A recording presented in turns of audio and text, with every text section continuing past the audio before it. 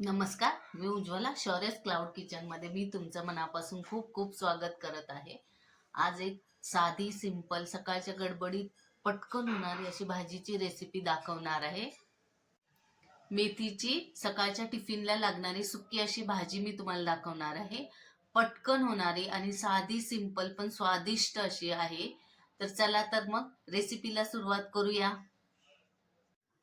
हे बघा, मेथीची भाजी फोडणी टाकण्यासाठी इथं मोठा कांदा बारीक चिरलेला आहे, 5-6 लसणाच्या पाकळ्या ठेचून घेतलेल्या आहेत आणि 2 मिरच्या अशा चिरलेल्या आहेत।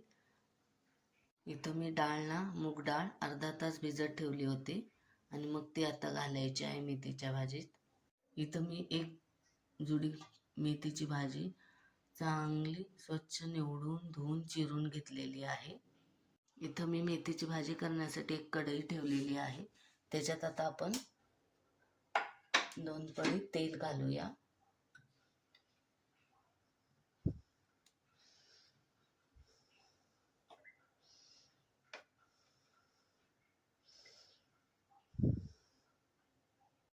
कढईतलं तेल चांगलं तापलंय। आता हा बारीक चिरलेला कांदा घालायचा आहे आणि त्याच्याबरोबरच ही हिरवी मिरची घालायची आणि त्याला चांगली भाजून घ्यायची आहे। थोडासा कांदा आणि मिरची फ्राय झाल्यानंतर हे ठेचलेला लसूण घालायचा आहे, तो पण ह्याच्यात मिक्स करून चांगला भाजून घ्यायचा आहे।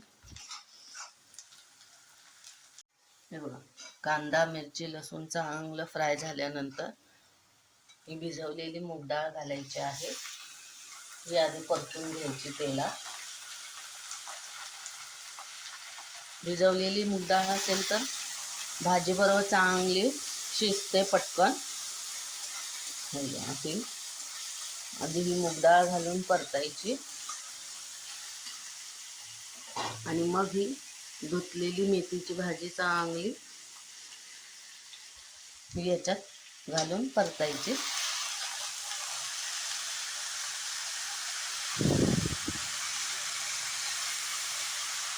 अशी चांगली परतून घ्यायची।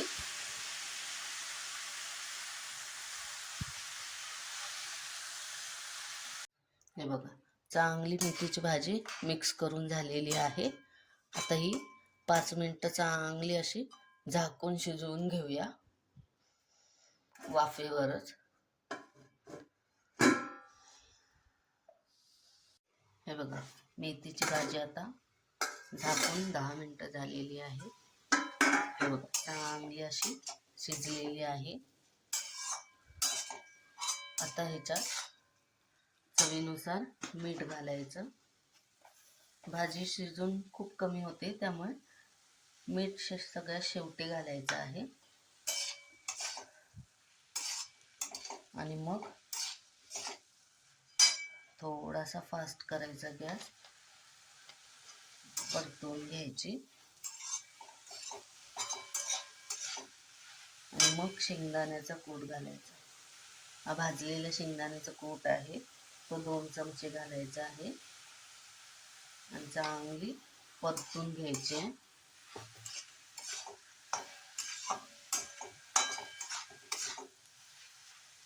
हे बघा, चांगली अशी मिक्स करून घ्यायचे। सगळीकडे मीठ शेंगदाण्याचा कूट सगळं लागलं पाहिजे। हे बघा, मेथीची भाजी रेडी आहे।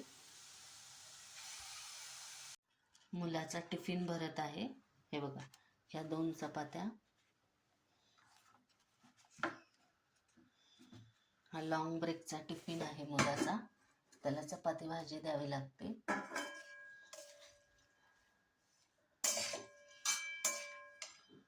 आणि ही आहे मेथीची भाजी।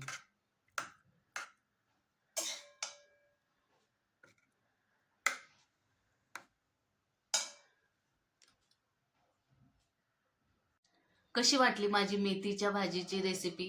पटकन होणारी, सिंपल आहे आणि घरातल्या साहित्यांपासून बनलेली आहे।